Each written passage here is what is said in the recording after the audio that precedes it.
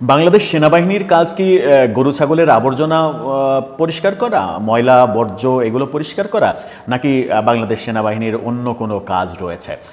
ঢাকা উত্তর সিটি কর্পোরেশনের মেয়র যেভাবে বাংলাদেশ সেনাবাহিনীকে গরু ছাগলের ময়লা বর্জ্য এগুলো পরিষ্কার করার দায়িত্ব দিতে চাচ্ছেন, তাতে সেনাবাহিনীর সম্মান যেভাবে ক্ষুণ্ণ হয়, সেটা কি ঢাকা উত্তর সিটি কর্পোরেশনের প্রশাসক তিনি ব্যাপারটা বোঝেন, যার বিরুদ্ধে হিজবুত তাহরিরের শীর্ষ নেতা হিসেবে অভিযোগ রয়েছে, যাকে এখন পর্যন্ত সরকার সরিয়ে দেয়নি, সরকার তাকে পেলে পুষে বড় করছে, তিনি নানা রকমের কর্মকাণ্ড করছেন এবং তার বিরুদ্ধে একের পর এক অভিযোগ আসছে, তিনি নিজের পদ বাঁচাতে একজন বড় অফিসারের পদ খেয়েছেন, এরকম অভিযোগও তুলেছেন সাংবাদিক জুলকারনাইন সাহেব, যিনি কিনা সামনে এনেছিলেন যে এই ঢাকা উত্তরের প্রশাসক যিনি এজাজ, তিনি হিজবুত তাহরিরের পঞ্চম শীর্ষ নেতা। তিনি যখন বাংলাদেশ সেনাবাহিনীকে গরু ছাগলের বর্জ্য পরিষ্কারের দায়িত্ব দেওয়ার কথা বলেন, তখন সেনাবাহিনী সেটাকে ভালোভাবে নেয়ার কথা নয় এবং সেনাবাহিনী একদিন আগে প্রেস ব্রিফিংয়ে এটা নিয়ে ইনফরমালি কথা বলেছিল, এবার একেবারে ফর্মাল প্রেস বিজ্ঞপ্তিতে, সংবাদ বিজ্ঞপ্তিতে ব্যাপারটা খোলাসা করে দিল। কি অবস্থান সেনাবাহিনীর? সেনাবাহিনীর কাজ আসলে কি গরু ছাগলের বর্জ্য পরিষ্কার করা, নাকি দেশের স্বাধীনতা সার্বভৌমত্ব রক্ষা করা? সেই উত্তর খুঁজবো এই ভিডিওতে।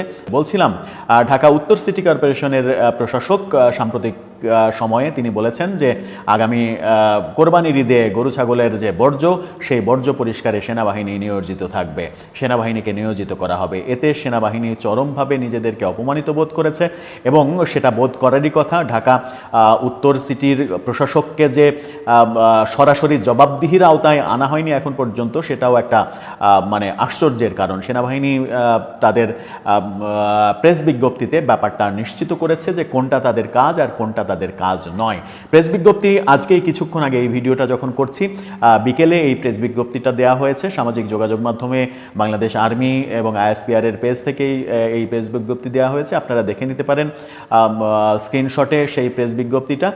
সেখানে তারা যেটা বলছে সেটা হচ্ছে যে আসন্ন ঈদুল আজহায় কোরবানির পশুর বর্জ্য ব্যবস্থাপনা এবং ডেঙ্গু মশা নিয়ন্ত্রণে সেনাবাহিনীকে নিয়োগ প্রসঙ্গে সেনাবাহিনীর অবস্থান। ঢাকা 27 মে 2025 মঙ্গলবার। সম্প্রতি গণমাধ্যমে প্রকাশিত ঢাকা উত্তর সিটি কর্পোরেশনের সম্মানিত প্রশাসক তার এক বক্তব্যে জানান যে আসন্ন ঈদুল আজহায় কোরবানির পশুর বর্জ্য ব্যবস্থাপনা এবং ডেঙ্গু মশা নিয়ন্ত্রণের দায়িত্বে সেনাবাহিনী নিয়োগ করা হবে। সকলের অবগতির জন্য জানানো যাচ্ছে, বাংলাদেশ সেনাবাহিনী এ ধরনের কোনো কার্যক্রমের বিষয়ে অবগত নয় এবং ভবিষ্যতেও এ ধরনের কোনো কার্যক্রমের সাথে সম্পৃক্ত হবার পরিকল্পনা তাদের নেই। বর্তমান প্রেক্ষাপটে সেনাবাহিনী দেশের সার্বভৌমত্ব ও জননিরাপত্তা নিশ্চিতে নিরলসভাবে কাজ করে যাচ্ছে।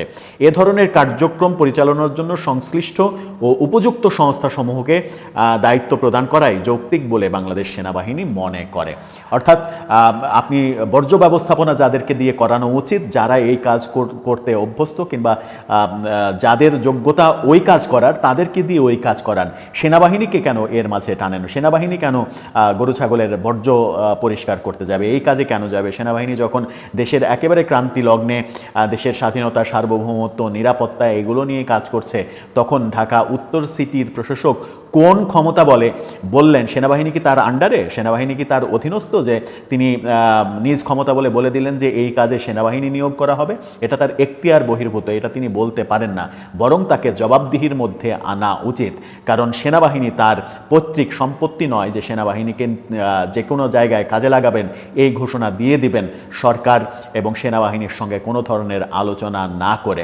সেই কথাই সেনাবাহিনী খুবই ভদ্রভাবে ব্যাপারটা উপস্থাপন করেছে এবং স্পষ্ট করে দিয়েছে যে বর্জ্য ব্যবস্থাপনা করা সেনাবাহিনীর কাজ নয়, এটার জন্য যারা উপযুক্ত তাদেরকে দিয়ে এই কাজ করানো উচিত।